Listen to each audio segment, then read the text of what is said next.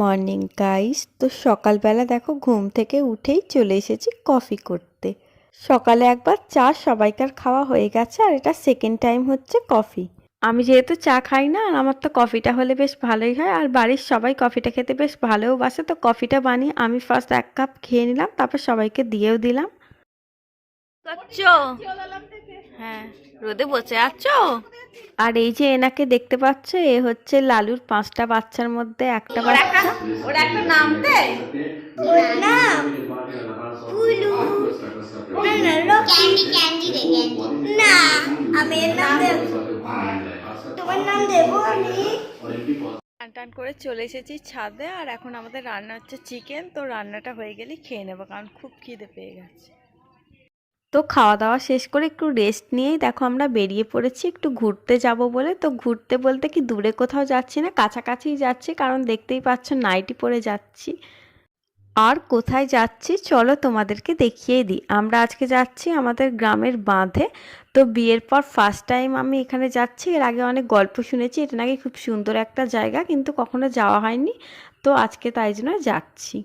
তো আমি এখানে আসার আগে যখন অনেক গল্প শুনতাম বাঁধে যাওয়ার, তো আমি ভেবেছিলাম যে বাঁধ বলতে বোধহয় দুপাশে জল টল থাকবে আর মাঝখান দিয়ে কোনো বাঁধ হবে, তাই জন্য ফার্স্টে এখানে এসে বুঝতে পারিনি যে এটাই বাঁধ। তো আমি আমার ননদকে বলছি আর কত দূর বাঁধ, তো ও বলছে এটাই তো বাঁধ, আমরা বাঁধে চলে এসেছি।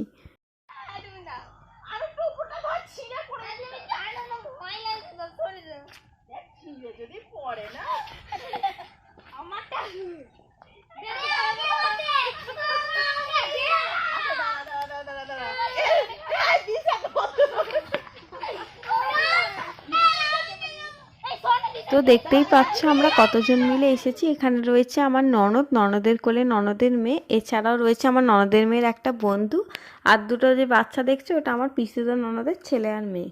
আর আমি যেহেতু ভিডিও করছি তাই আমি এখানে নেই, আর একজন এখানে নেই, সেটা হচ্ছে আমার শাশুড়ি মা। গেছে ও পাশটায় শাক তুলতে। তো এই বট গাছটায় কিছুক্ষণ সবাই মিলে দোল খেয়ে তারপর আমরা সামনে একটা কুল গাছ ছিল ওইখানে চলে এসেছি কুল পারবো বলে।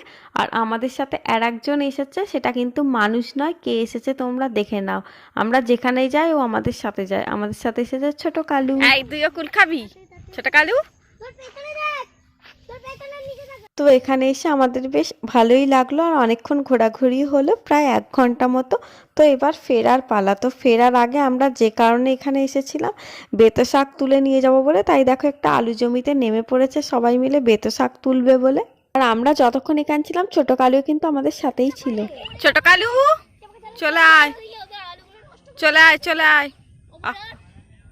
তো তারপর দেখো বাড়ি চলে এসেছি, আর এখন বাজে প্রায় 5টা মতো। আমরা বেরিয়েছিলাম 3:30 হবে। তো এসেই ফার্স্টে ছাদে চলে এসেছি, কারণ সন্ধে হওয়ার আগে জামা কাপড়গুলো তুলে নেব বলে। আর আমি জামা কাপড় তুলছি, আর আমার পাশে বাচ্চাগুলো ওরা এখন ছাদে খেলা করছে। একটা বাচ্চা নিয়ে এসছে লালু। আর একটা বাচ্চা কোথায় তোর? এই লালু, আর একটা বাচ্চা কোথায়? হ্যাঁ লালু, তোর আর একটা বাচ্চা কোথায় রে লালু? এই লালু, তোর আর একটা বাচ্চা কোথায়? ওই রে, তোর আর একটা বাচ্চা কোথায় বল? বল তোর আর একটা বাচ্চা কোথায়? এই লালু, তোর আর একটা বাচ্চা কোথায়? বল তোর আর একটা বাচ্চা কোথায় বল। এখন বাজে প্রায় 9:30 মতো, আর আমাদের ডিনার করাও হয়ে গেছে। আর দেখতেই পাচ্ছ লালু এখন ওর বাচ্চাগুলোকে নিয়ে চলে এসেছে। বাচ্চাগুলো বলতে সবগুলোকে নিয়ে আসেনি, 4টে বাচ্চাকে নিয়ে এসেছে। তো ওকে এখন খেতে দিতে হবে, কারণ রাত্রি হয়েছে, ওদেরও তো খিদে পায়।